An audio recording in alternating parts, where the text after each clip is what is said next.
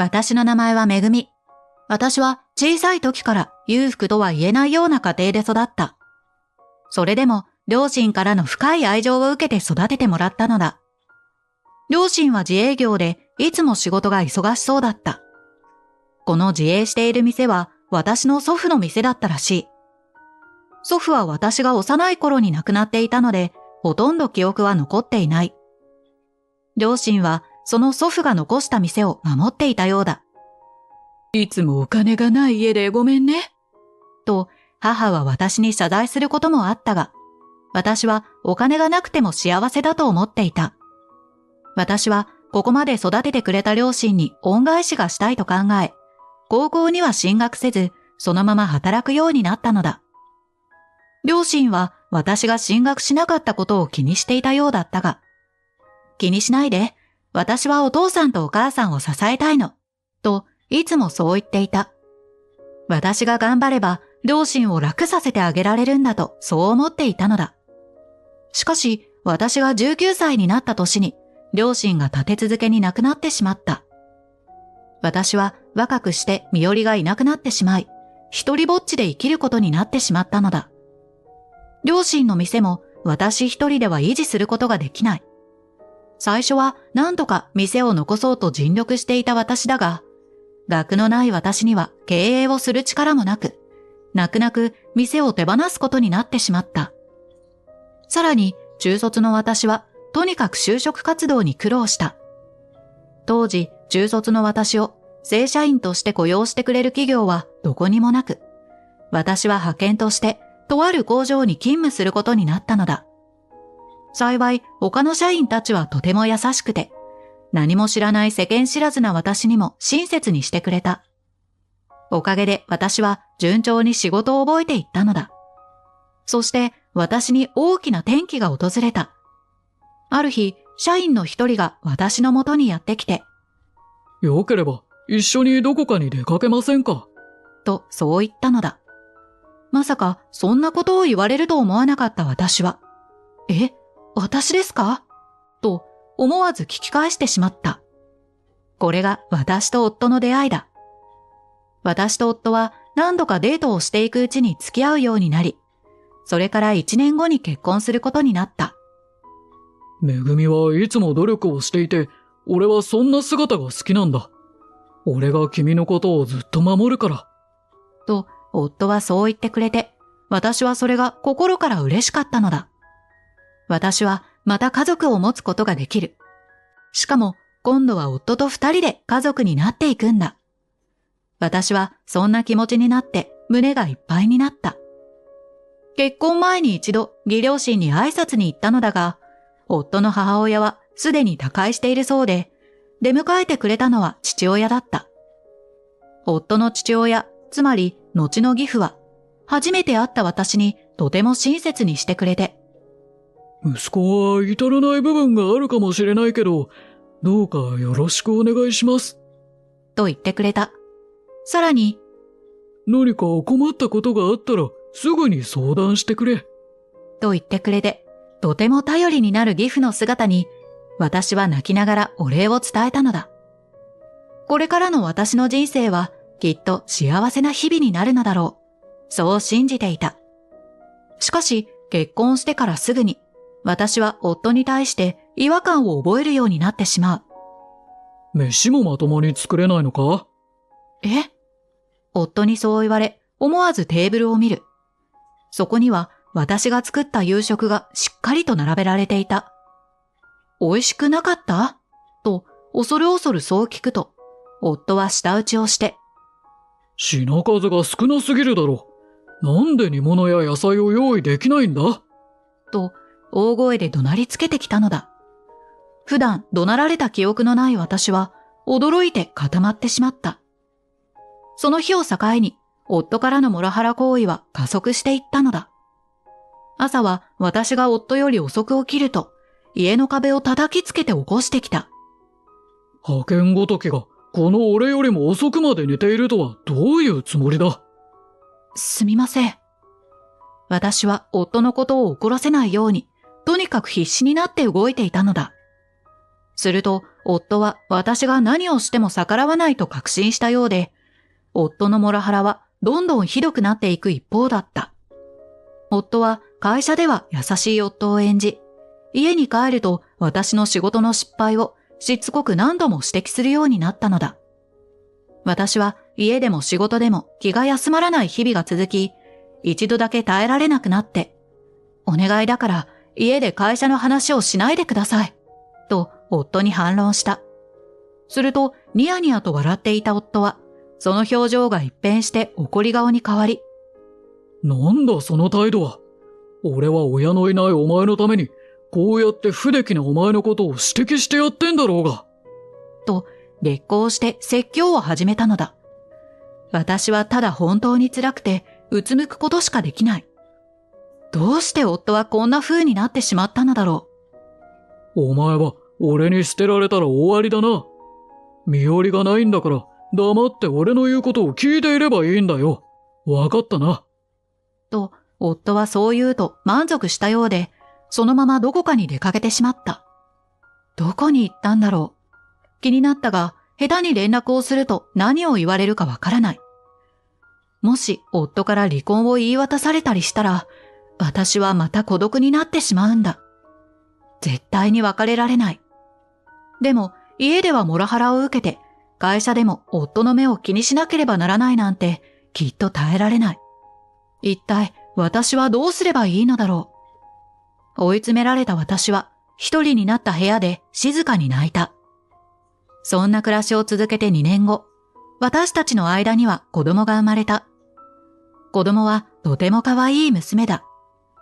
夫は私に対しては暴言や文句を言い続けていたが、娘のことを可愛がっているようだった。ようやく私と血のつながった家族が私の元に来てくれたのだ。私は子供を育てるために仕事を辞めて、喜んで専業主婦になった。ようやく夫からネチネチと言われることはなくなる。そう考えていたが甘かった。夫は専業主婦になった私のことを見下すようになって、仕事をしていないんだから、もっとちゃんと家事をしろと、そう怒鳴るようになったのだ。夫には娘が小さいとか、思うように家事ができない状況であることなんて理解することもできないようだ。しかし何か余計なことを言えば、なんだ離婚するか。娘もまだ小さいのに、たった一人でどうやって生きていくんだよ。と、そう嘲笑ってくるので、私は黙って家事をしていた。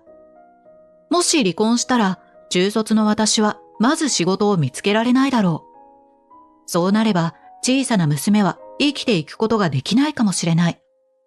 娘にそんな不憫な思いをさせたくはなかった。夫はそれを分かっていて、私にそう言ってくるのだ。夫はそう簡単には離婚できないことをネタにして、私に好き勝手してきた。さらには暴言だけではなく、暴力まで振るってきたのだ。出来損ないが、もっとまともに動けよ。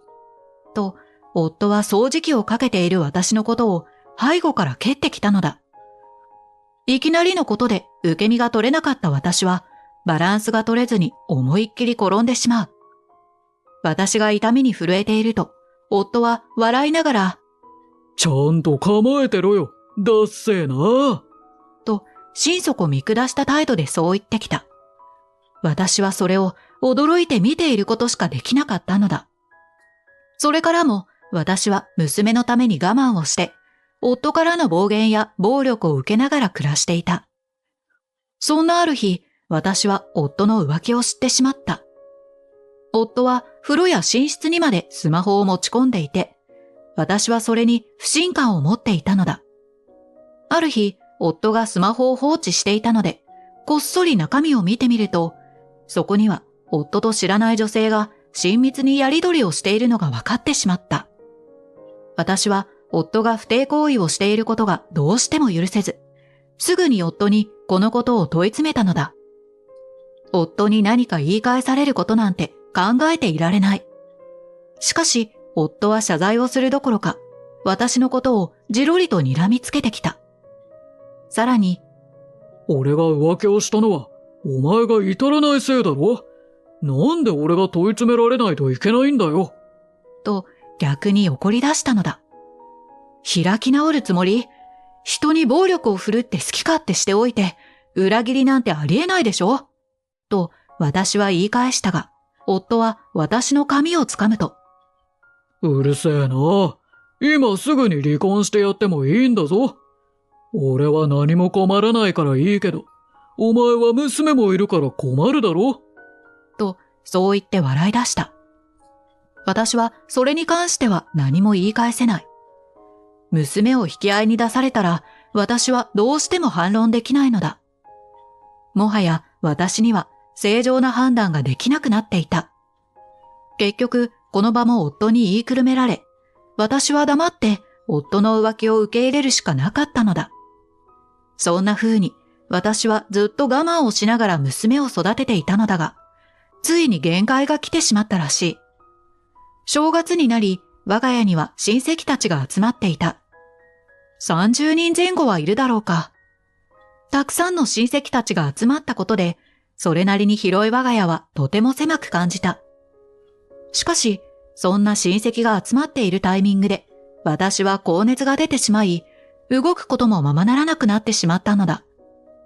夫にはそれを伝え、私は自室にこもって休みたかったのだが、夫はわざわざ部屋までやってきて、寝込んでいる私のことを冷めた目で見下すと。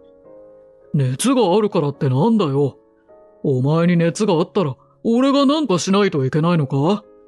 お前は専業主婦で嫁なんだから、料理くらい作れよ。と言い放った。しかも夫はそれを親戚たちには見えないところでそう言ったのだ。いいから30人分の飯を作って持ってこいよ。あと、父さんが来てるけど、お前は会わなくていいから。余計なことは言うなよ。もし何か吹き込んだりしたら、わかってるんだろうな。と、夫は私を脅すかのようにそう言うと、さっさとキッチンを出て行ってしまったのだ。夫はやはり手伝ってくれないらしい。視界がぐらぐらと歪み、歩こうとするとふわふわする。こんな状況でも私は誰のことも頼ってはいけないのだ。ぼんやりとしていると、夫が再びキッチンに入ってきて。おい、バカ嫁。早く30人分の飯持ってこい。と、私にそう命令した。私はもう作るしかないと思い、力を振り絞って料理を進めていったのだ。私は日頃のことを思い出しながら、ひたすら料理を作った。作った料理を親戚たちに運ぶと。ごめんね、めぐみ。酒を持ってきてくれない？と、すかさず夫にそう言われ、私は席に座ることもできない。他の親戚たちも酔っ払っているせいか、私が一人でキッチンにいることにも気づいていないようだ。酒を持って立ち上がろうとすると、私は突然体に力が入らなくなって膝から崩れ落ちた。一瞬で視界も真っ暗になってしまって。気がつくと私は義父に名前を呼ばれていた。めぐみさん、大丈夫か？どうやら私は気を失っていたらしい。あ、大丈夫です。ちょっと倒れちゃって。と、私は慌てて立ち上がろうとしたが、うまく動くことができない。焦っていると、義父はかなり心配した様子で。少し休んでいなさい。息子を呼んでくるから。と言って立ち上がろうとした。呼んでくる？ここに夫を？私はそれを聞いた瞬間、血の気が引いていくのを感じて、とっさに義父の手を掴んだ。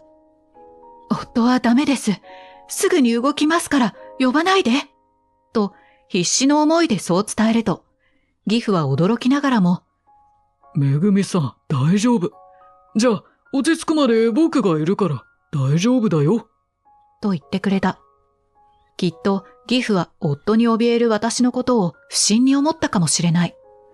そう思ったが、今の私にはそれを気にしている余裕はなかった。孫ちゃん、お父さんとお母さんは家ではどんな様子なんだ？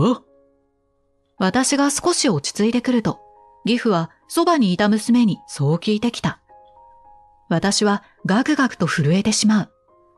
もしここで夫のことを話して、それが夫に伝わってしまったらどうしようと思ったのだ。娘は泣きそうな顔をすると、お父さんはいつもお母さんのことを怒鳴るし、お母さんのことを殴ってるの。今日もお母さんは熱があるのにご飯を作れって言われてた。と義父にそう伝えた。それを聞いた義父は目を大きく見開いて、そうだったのか。怖かっただろ。教えてくれてありがとう。と娘の頭を優しく撫でてくれた。娘は泣いていたが、義父に褒められると嬉しそうに微笑んでいる。その時に気づいた。私は娘の笑顔をどれくらい見れていなかったのだろう。娘もまた夫に虐げられる私のことを心配して恐怖心を抱いていたのかもしれない。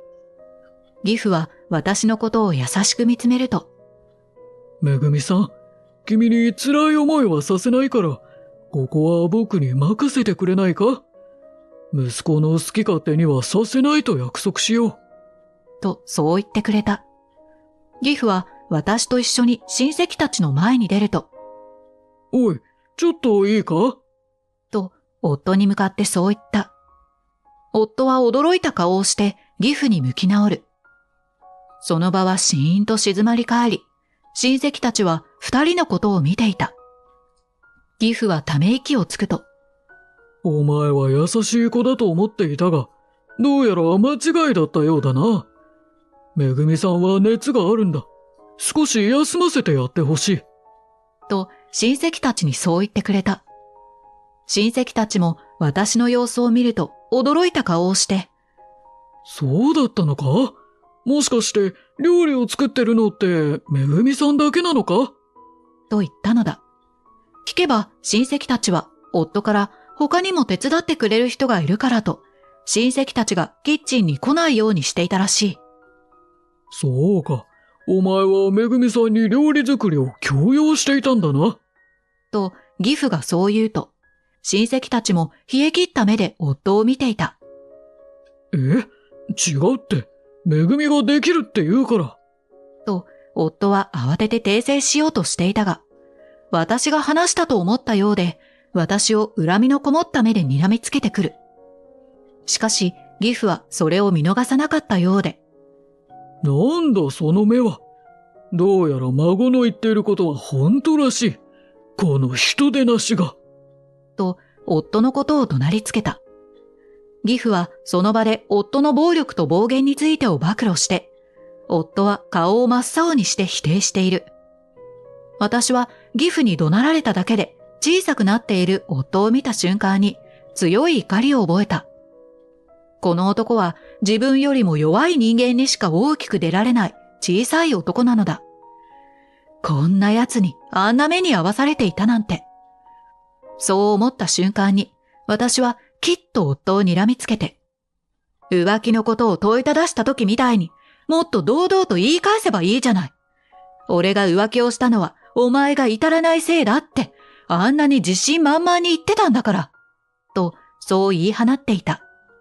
それを聞いた親戚たちは騒然となり、義父は顔を真っ赤にして怒っている。すると夫は私に意見されたことで火がついたのか。調子に乗るなよ。だったら離婚してやれよ。いいのかよ。離婚すればお前は娘と一緒に路頭をさまようんだからな。とそう言い返してきた。すると義父は体を震わせながら、だったら心配ない。めぐみさん、息子と離婚して、うちで一緒に暮らそう。君は僕の娘として、家族として生きてほしい。と、そう言ってくれたのだ。は？何言ってるんだよ。離婚したらこいつは他人だろ。と、夫はブチ切れていたが、義父は夫を睨みつけると、お前とは縁を切る。もう金輪際、うちに関わるな。と怒鳴り返した。夫は言葉を失い、その場に崩れ落ちたが、親戚たちは誰も声をかけようとはしない。みんな夫のモラハラを目の前で見て、すっかり幻滅したようだ。私は義父の本気の目を見て、お父さん、よろしくお願いします。と、そう返して笑った。その後、私はうろたえる夫に対して慰謝料を請求した。さらに離婚すると宣言すると、夫は汗びっしょりになって、父さんはめぐみの嘘に騙されているんだ。俺たちは円満な夫婦だから離婚なんて必要ないんだ。と断固として離婚はしないと言い出し、離婚できないと思っていた私があっさりと離婚すると言い出したから焦っているようだ。しかし義父に睨みつけられると、めぐみ、俺にはお前だけなのに。と泣きながら懇願していた。